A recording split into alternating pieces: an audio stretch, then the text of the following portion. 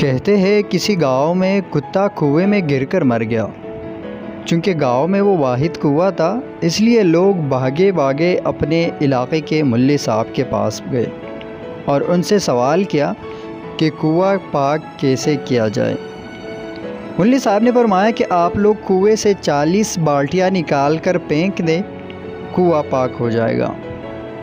چنانچہ 1-2 دن بعد پھر گاؤں والے ملے صاحب کے پاس پہنچے اور بولے، حضرت پانی تو ویسے کا ویسا ہی ہے، آپ کے حکم کے مطابق 40 بالٹیاں پانی نکال کر پھینک دی تھی۔